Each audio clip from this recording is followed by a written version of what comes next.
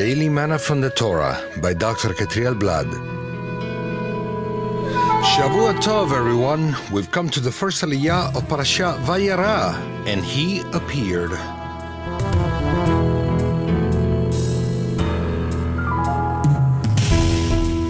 This aliyah is found in Genesis 18 from verse 1 to verse 14.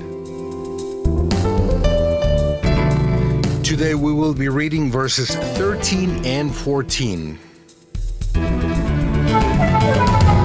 The Lord said to Abraham, "Why did Sarah laugh and say, 'Shall I indeed bear a child, now that I am old?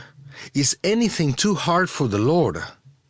At the appointed time I will return to you, about this time next year, and Sarah shall have a son.'" Why did Sarah laugh? Both Abraham Avinu and his wife Sarah laughed when listening to the news of their son's future birth.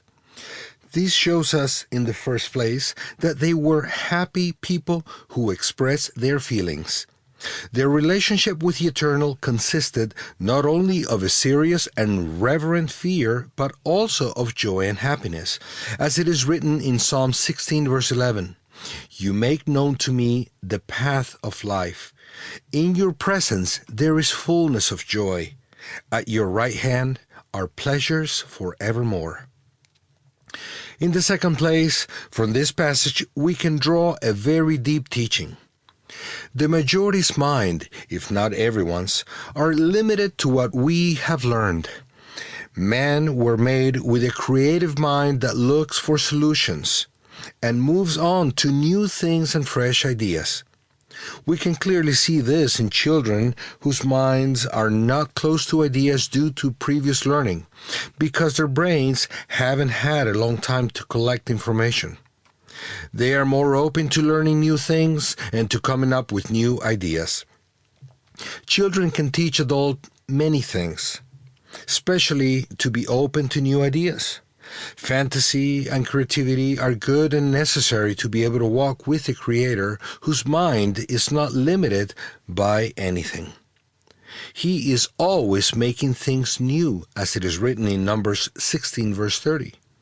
But if the Lord creates something new, in Isaiah 49:19, "Behold, I am doing a new thing. Now it springs forth. Do you not perceive it?"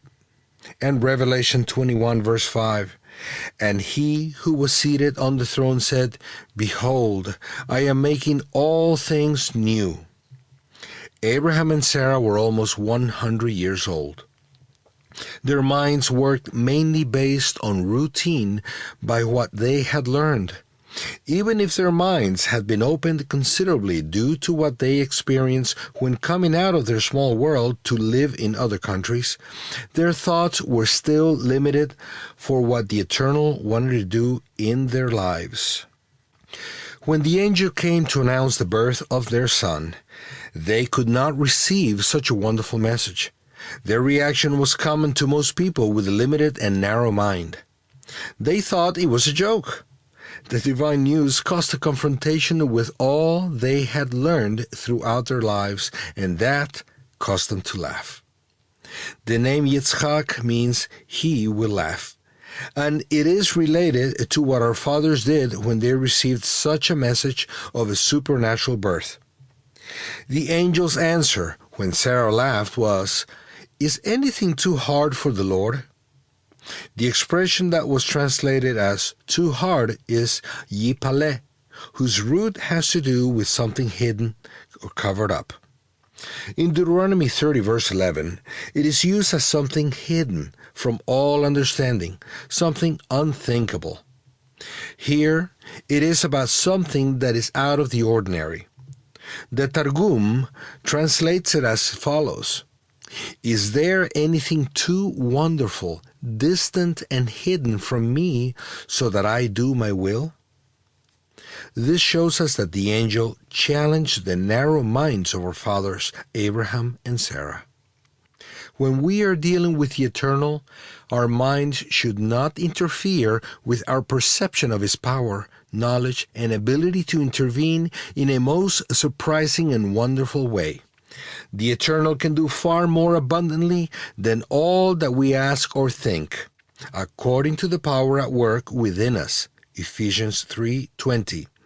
So let's be careful not to get in His way with our minds, and let's not laugh in disbelief when a supernatural idea comes up that breaks away from our mindset. May the Eternal give us a week full of new ideas, guided by His creative spirit. Shavua Tov.